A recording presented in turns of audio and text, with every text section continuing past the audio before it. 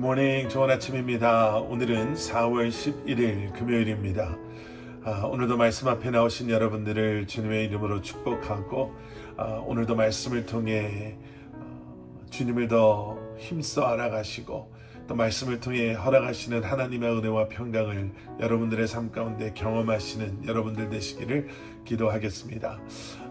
다음 주 한 주간은 고난주일로 저희가 교회에서 특별 새벽 예배를 드립니다. 그래서 다음 주 한 주간은 저희가 하루를 여는 말씀 이 영상을 쉬도록 하겠습니다. 여러분들 우리의 삶이 분명히 분주하고 바쁜 것은 맞지만 우리가 예수님의 고난을 한번 묵상하고 또 그 고난에 동참한다라고 한다면 우리의 삶의 조금의 불편함은 또 피곤함은 우리가 충분히 감당할 수 있을 거라 생각합니다.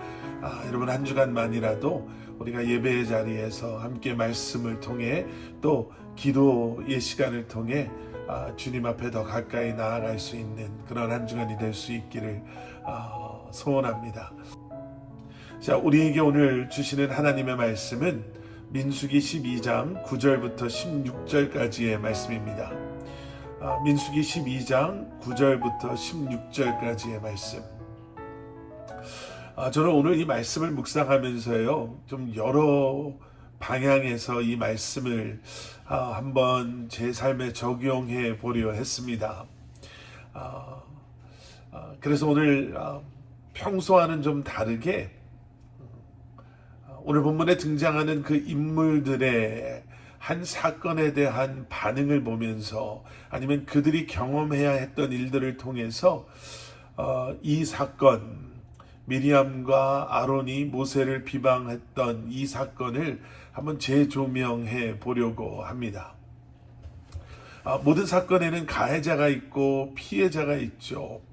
모든 사건에는 그 사건을 일으킨 사람이 있고 또 그로 인해 피해를 받는 사람들이 있기 마련입니다. 그리고 그 사건을 다스리는, 그리고 그 사건에서 잘못을 판단하는 또 그러한 사람이 있기 나름이지요. 말씀드린 것처럼 미리암과 아론이 모세를 비방했습니다. 분명히 모세가 구스의 여인, 에티오피아의 여인을 아내로 맞은 것은 그들의 눈에 분명히 잘못된 것이다 라고 보여질 수 있습니다. 그런데 하나님께서 원하시는 어떠한 문제나 또 잘못에 대한 우리의 반응은 그러한 것이 아니었음을 우리는 하나님께서 어떻게 미리암과 아론을 대하시는가를 통해서 볼 수 있었습니다.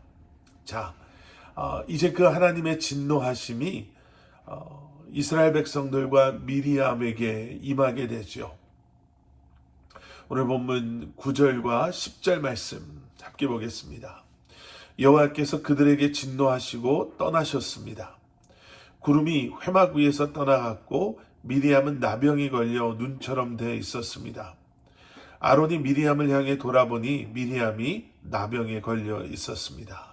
자, 하나님께서 진노하시지요. 그리고 그러한 하나님의 진노하심은 하나님으로 하여금 아론과 미리암을 떠나게 했습니다.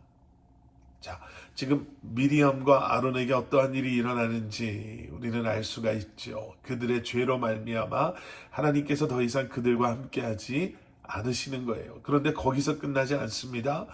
그동안 함께 하셨던 하나님의 임재, 그 구름의 임재하심이 이제 회막으로부터 떠나가 버려요. 자, 보세요. 한 사람의 죄, 두 사람의 죄라고 할 수 있죠. 어떻게 보면 리더들의 죄가 공동체 전체에게 끼치는 영향, 또 그 죄의 결과, 하나님의 임재가 더 이상 그들과 함께하지 않으셨다라는 거예요.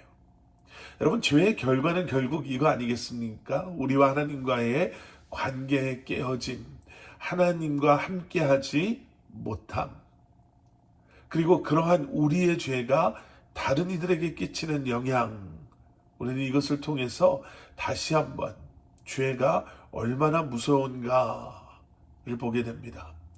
그뿐만이 아니죠. 미리암은 나병에 걸리게 됩니다. 그 당시 지금도 어쩌면 마찬가지일 수 있겠지만 너무나도 끔찍하고 더러운, 그리고 다른 이들과 함께 할 수 없는 저주의 병, 바로 그 나병에 걸려버리는 거예요. 여러분, 죄는 분명한 결과가 따릅니다. 잠시 드러나지 않는다 뿐이지 죄는 분명히 그 죄로 인한 너무나도 고통스럽고 부끄러운 열매를 맺게 돼 있습니다. 죄를 심각하게, 또 죄를 두려워해야 하는 이유가 바로 그것이죠. 자, 계속되어지는 말씀에는요, 아론의 반응이 또 나와 있습니다. 아론은 모세를 찾아가죠. 11절 말씀, 보소서 내 주여, 제발 이 죄를 우리에게 돌리지 마십시오. 우리가 어리석게 행동해 죄를 저질렀습니다. 아론이 깨달은 거예요. 우리가 지금 하나님께 죄를 졌구나.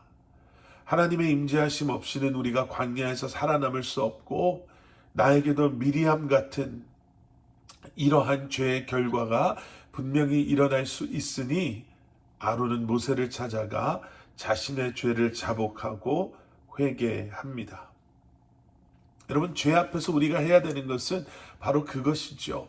감추고 숨기고 도망하려고 하는 것이 아니라 그 죄를 인정하고 하나님 앞에 우리의 죄를 자복하고 고백하고 회개하는 것을 우리는 아론을 통해서 보게 됩니다.